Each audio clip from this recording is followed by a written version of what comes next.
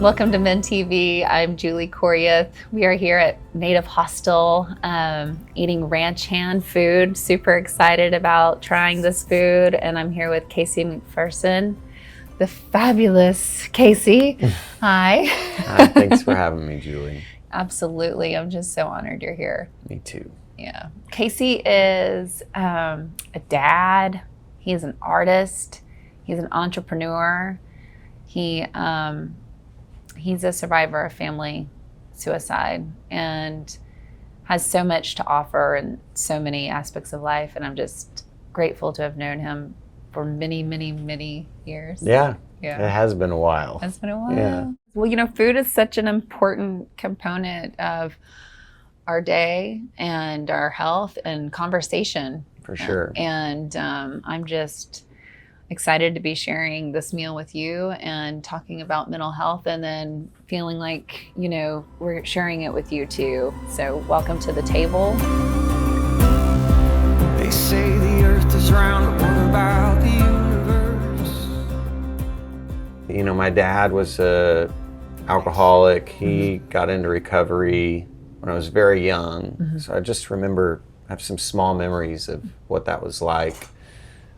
Going to the recovery center as a kid and then talking about alcoholism. And I remember that really made me mad because that was my Superman. And I didn't know anything about mental health. They never really discussed, and Dad never really discussed about this mental health condition he had.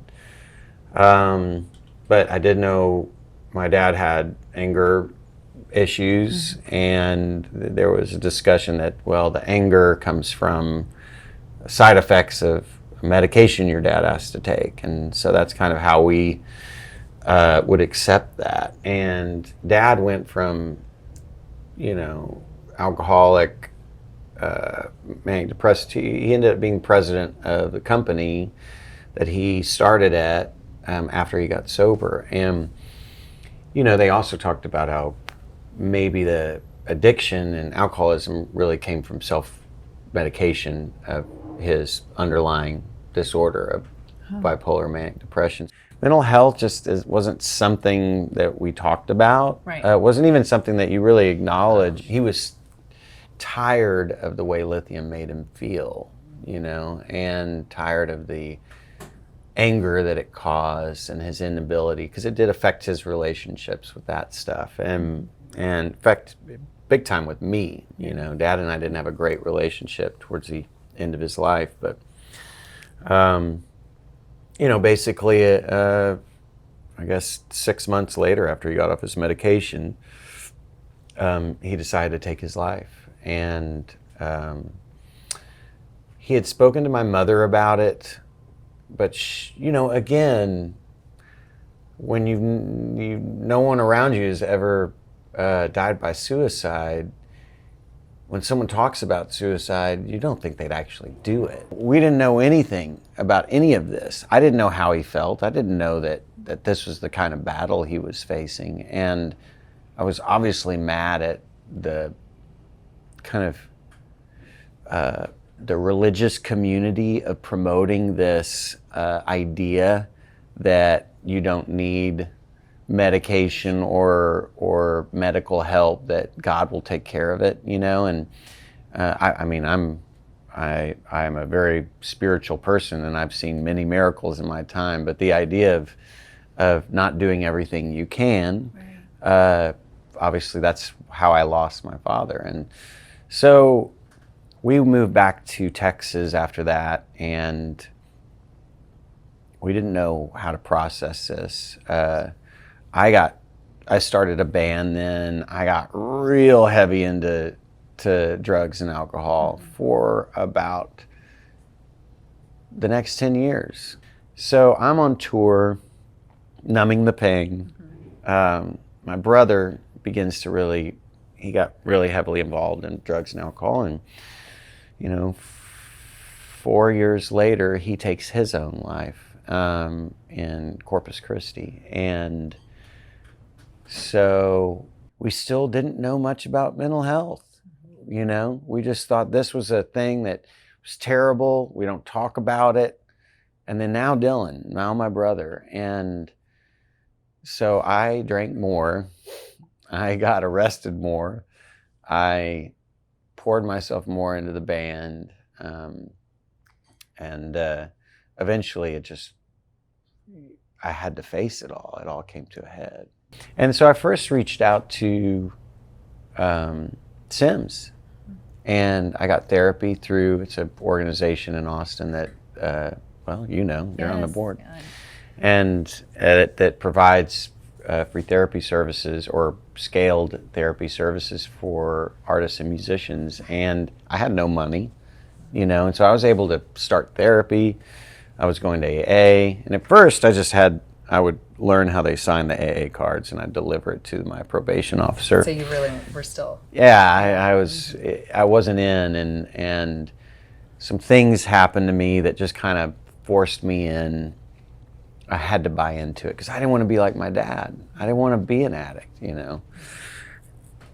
And sorry, I just remember that feeling, like I'm not that guy, and I had to face that this wasn't about strength and weakness. That I had to believe, I had to see this for what it was. That these were medical, psychological issues that had answers. That I'm still an addict, but man, I have a great life.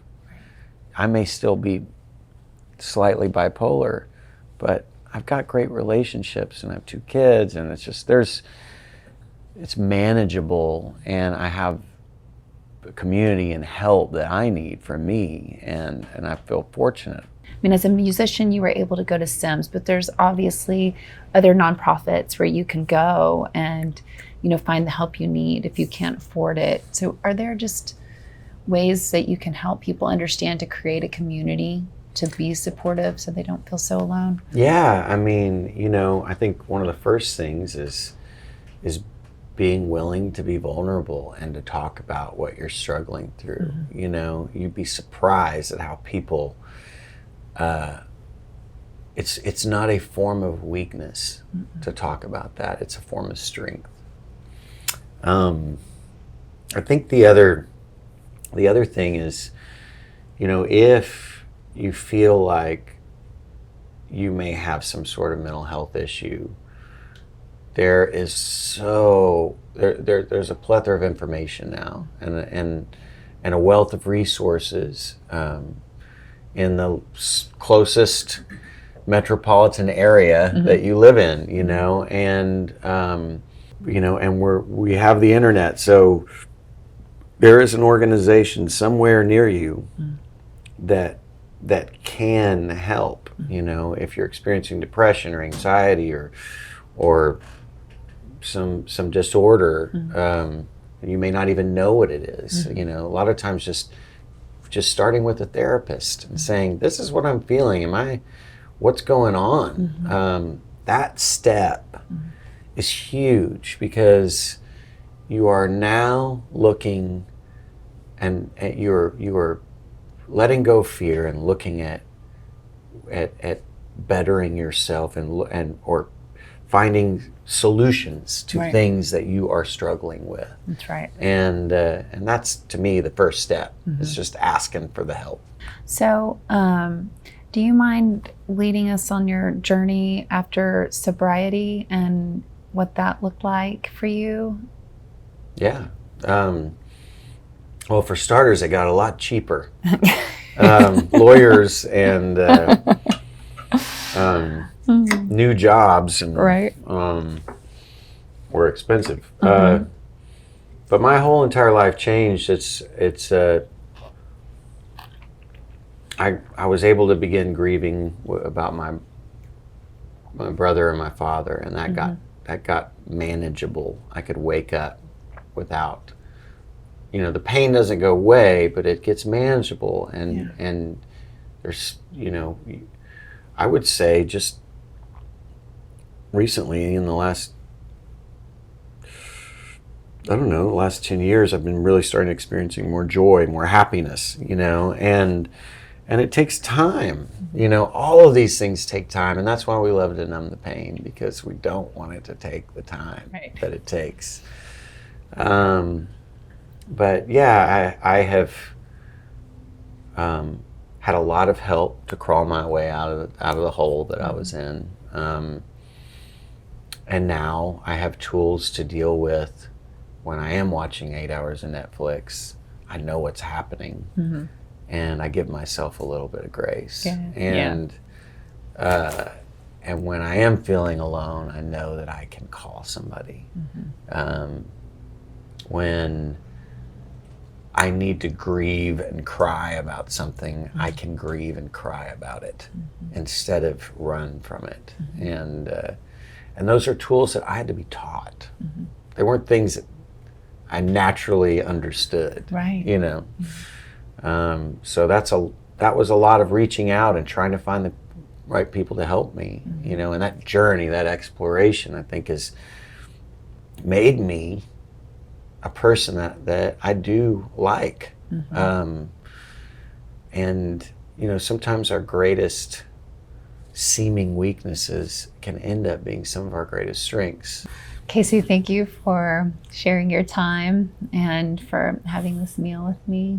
I could just appreciate you and your story, and thank you for sharing it and being vulnerable with our community of listeners, because I know that, you know, we'll be able to help.